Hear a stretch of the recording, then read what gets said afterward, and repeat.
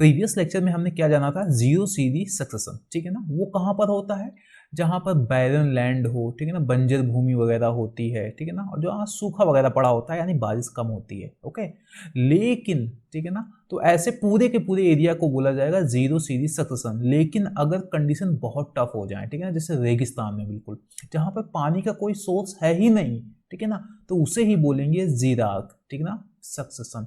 यानी कि ये थोड़ा स्पेसिफिक हो जाता है, ठीक है ना, जब कंडीशन बहुत ही एक्सट्रीम हो जाए तो वहां पर जो सक्सेशन होगा उसे ही बोलेंगे जीराग सक्सेशन। तो यहाँ पर हम क्या जानने वाले हैं, इसकी स्टेजेस और इसके लक्षण, बोले तो कैरेक्टरिस्टिक्स के बारे में। स्टार्ट करते हैं। पहले डेफिनेशन क्या लिखेंगे, xerarch succession is a type of ecological succession. तो ये क्या है, एक तरीके का इकोलॉजिकल सक्सेशन है। लेकिन ये कहाँ होता है, ये होता है ड्राई, रॉकी और barren land that lakhs any water source, ठीक है ना। इकोलॉजिकल सक्सेशन एक जनरल टर्म है, ठीक है ना। जीरो सीडी कहाँ पर होता है, जहां पर थोड़ा सूखा हो, बंजर जमीन हो। लेकिन जब कंडीशन और एक्सट्रीम हो जाए, ठीक है ना, या फिर कहें कि और स्पेसिफिक सक्सेशन है जीराग, जब कंडीशन एक्सट्रीम होती है। कैसी एक्सट्रीम होती है, बारिश हो ही नहीं रही है, ठीक है ना, पानी का कोई सोर्स है ही नहीं है। Okay, lacks of any water source. ये ऐसी जगहें कौन कौन सी होती हैं, this type of succession occurs in area such a desert. ये आप रेगिस्तान देख रहे हो, यहाँ पर पानी का कोई सोर्स है ही नहीं, लेकिन फिर भी आपको यहाँ झाड़ियाँ नजर आ रही हैं। ये कहाँ से आई, ये सक्सेशन की वजह से आई। सैंड ड्यून्स, ठीक है ना, ये जो बालू के ढेर हैं, यही क्या है, सैंड ड्यून्स हैं। रॉकी आउटक्रॉप्स, ठीक है ना, ये जो चट्टान वगैरह है, यहाँ पर जो सक्सेशन सामने आया है, ये जो छोटी छोटी झाड़ियाँ वगैरह हैं, ये कैसे आया, इस जीराग सक्सेशन की वजह से, ठीक है ना। यहाँ पर क्या होता है, जो मिट्टी होती है बहुत ही उथली होती है, क्योंकि नीचे जस्ट नीचे इसके चट्टान होती है, ठीक है ना, और मॉइस्चर भी बहुत कम होता है। तो आपको क्या याद रखना है कि ये जो जीराग सक्सेशन है ना, काफी स्पेसिफिक होता है, और जब कंडीशन बहुत हार्श हो जाए, पानी की सप्लाई कहीं हो ही ना, तो उसे ही बोलेंगे जीराग सक्सेशन। लेकिन अगर जनरली हम बात करेंगे बैरन लैंड में, बंजर भूमि है, ठीक है ना, या फिर जहाँ सूखा वगैरह काफी ज्यादा पड़ा हुआ है, वहां पर जीरो सीडी होगा। ओके, स्टार्ट करते हैं।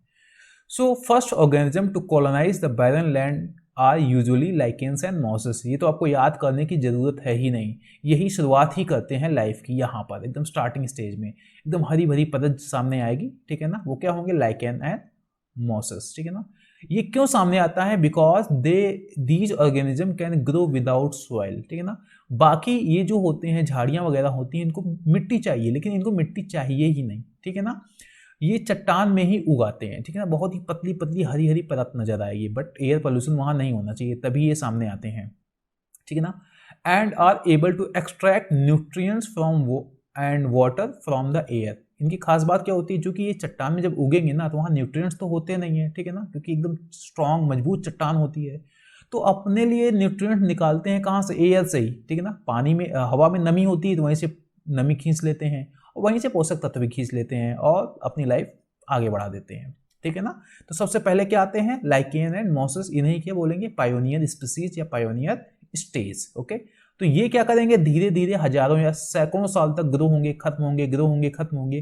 तो एक ऑर्गेनिक जो मैटर होता है, ठीक है ना, कार्बनिक पदार्थ होते हैं, वो इकट्ठा होने लगेंगे, क्योंकि बार बार जब वहीं मरेंगे तो डेड ऑर्गेनिक मैटर सामने आएगा, ठीक है ना। और जब बार बार उसी चट्टान में उग रहे हैं, तो चट्टान भी तो कमजोर होगी, तो फिर क्या होगा, धीरे धीरे मिट्टी का फॉर्मेशन स्टार्ट होगा। तो फिर क्या आएंगी, अर्ली सक्सेशनल स्टेजेस सामने आती है, ठीक है ना।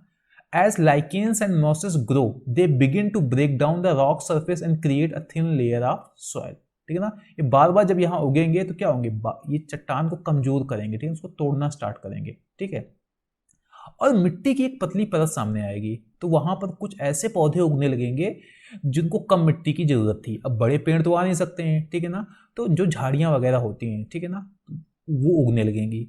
सो this thin soil layer allows other plants to establish themselves, जैसे ये जो स्टेजेस हैं। ओके, ये क्या है, हमारे यहाँ पर झाड़ियां वगैरह सामने आ रही हैं। These early successional plants are usually small annual herbs and grasses. ये जो स्टार्टिंग में जो आते हैं ना, लाइकेन मॉसेस के बाद में, तो क्या होते हैं, छोटे छोटे घास टाइप के होते हैं, ठीक है ना। एनुअल होते हैं कि इनकी लाइफ साइकिल बहुत ज़्यादा नहीं होती है, जब इनका फेवरेबल कंडीशन मिलती है 2-3 महीने के लिए ये उगते हैं और खत्म हो जाते हैं, ठीक है ना। Means they have short life cycle and can tolerate harsh condition. तो हार्श कंडीशन टॉलरेट करने के लिए तो कैपेबिलिटीज सब में होनी चाहिए, ठीक है ना। लेकिन स्टार्टिंग में कंडीशन ज़्यादा कठिन होती हैं, ठीक है ना, क्योंकि न्यूट्रिएंट्स भी नहीं होते हैं। तो ये इसलिए एडॉप्टेड हैं, इन सब चीज़ों के लिए एडॉप्टेड होते हैं। आप समझते हैं मिड, इसमें क्या होता है कि धीरे धीरे ये जो स्टेजेस सामने आ रही हैं ये क्या है हमारी मिड, ठीक है ना, mid successional stages. Over time as more plants become established the soil become deeper, ठीक है ना। यहाँ पर देखो मिट्टी थी ही नहीं, एक परत सामने आती है, तो जब परत सामने आती है तो ये झाड़ियाँ उगती हैं, तो मिट्टी और धीरे धीरे गहरी होने लगती है। जब गहरी होने लगती है तो यहाँ पर ये देखो थोड़ा बड़े होने लगते हैं, ठीक है। as more plants become established the soil become deeper and more nutrients become available, क्योंकि ये जितनी बार भी झाड़ियाँ उगी होंगी मरी होंगी, ठीक है ना, तो फिर क्या होगा यहाँ पे आप न्यूट्रिएंट्स भी सामने आने लगेंगे, तो फिर क्या होगा कुछ बड़े पेड़ सामने आएंगे। This allows for the establishment of the larger more long lived plant species such as shrubs and small trees, ठीक है ना। ये जो छोटी छोटी झाड़ियाँ हैं, shrubs हैं या फिर छोटे छोटे पौधे हैं, ये सामने आना स्टार्ट हो जाएंगे, ओके। लेकिन ये भी एडॉप्टेड होते हैं हॉर्स कंडीशन के लिए और लिमिटेड वाटर अवेलेबिलिटी के लिए, क्योंकि यहाँ बारिश तो हो ही नहीं रही तो आगे भी नहीं होगी, ठीक है ना। So these plants are better adapted to the harsh condition and can tolerate the limited water availability. Better adapted इसलिए बोल रहे हैं क्योंकि इसके बाद आए हैं, ठीक है ना, और खुद को बड़ा कर लिया इन लोगों ने, ठीक है। इसका मतलब कि इनके अंदर कैपेसिटी ज़्यादा है हॉर्स कंडीशन को, यानी जो बुरी परिस्थितियां हैं वहाँ पानी की सप्लाई नहीं है, ठीक है ना, पानी है ही नहीं, तो अगर उस कंडीशन में खुद को ये ग्रो कर रहे हैं यानी कि ये बेटर एडॉप्टेड हैं, ठीक है ना, इनमें अनुकूलन काफ़ी बेहतर कर लिया है। और जैसे ही आगे बढ़ेंगे, अब सोचो कि जहाँ पर इतनी कठिन कंडीशन है वहाँ ये बड़े बड़े पेड़ आ रहे हैं, तो ये ज़्यादा एडॉप्टेड हैं, ठीक है ना, इनके अंदर अनुकूलन ज़्यादा है, बेहतर है, यानी कि ये स्टेबल इन्वायरमेंट दे रहे हैं, ठीक है। तो आगे समझते हैं क्लाइमेक्स स्टेज। क्लाइमेक्स स्टेज ये जो बड़े वाले होते हैं, ठीक है ना, जब बड़े बड़े पेड़ नजर आने लगेंगे उसे बोलेंगे क्लाइमेक्स स्टेज। इवेंचुअली धीरे धीरे stable community of plants is established, ठीक है ना, and this is known as climax community. आपको पता है ना, इकोलॉजिकल सक्सेशन में स्टार्टिंग होती है पायोनियर से, ठीक है ना, बीच की जो सारी ये जो आते हैं इनको सीरीज बोलते हैं, ठीक है, SERE सीरी बोलते हैं, ठीक है ना, और लास्ट में जो एंड में आते हैं इनको क्या बोलते हैं पायोनियर क्लाइमेक्स कम्युनिटी, ठीक है। इकोलॉजिकल सक्सेशन में ये सारी चीज़ें हम बता चुके हैं, इस वजह से यहाँ पर डिस्कस नहीं कर रहे हैं, ठीक है ना। तो जो फाइनल में जो पेड़ आते हैं ना, इसे ही क्या बोलते हैं climax community. So the climax community is made up of plant species that are adapted to the specific environment condition of area and they are able to maintain themselves over time, ठीक है ना। तो ये भी देखो adopted तो सारे होंगे लेकिन ये बेटर तरीके से अडॉप्टेड होंगे। सोचो जहाँ पर अभी भी मिट्टी बहुत ज़्यादा तो नहीं होगी यहाँ पर, ठीक है ना, अगर दूसरी एरिया से कंपेयर करोगे, साथ में पानी की समस्या अभी भी है, इसके अलावा भी यहाँ पर अगर बड़े बड़े पेड़ सामने आ रहे हैं यानी कि बेटर अडॉप्टेड हैं, ठीक है ना, इनमें अनुकूलन काफ़ी बेहतर है, ठीक है। तो ये क्या होती है हमारी क्लाइमेक्स स्टेज। तो ये पूरी हो गई हमारा ज़ेराक सक्सेशन। अब समझते हैं इसमें कैरेक्टरिस्टिक क्या है। कैरेक्टरिस्टिक क्या होंगे, स्लो एंड ग्रेजुअल प्रोसेस। आपको बताया था कि जो इकोलॉजिकल सक्सेशन होता है वही स्लो होता है, ठीक है ना, लेकिन अगर कंडीशन बहुत ही हार्श हो तो और स्लो हो जाता है, तो ये सैकड़ों से हजारों साल तक इसमें लग जाते हैं, ठीक है ना। तो यहाँ से यहाँ तक पहुँचने में हो सकता है 1000 साल, 5000 साल, 10,000 साल या 20,000 साल लग सकते हैं, ठीक है।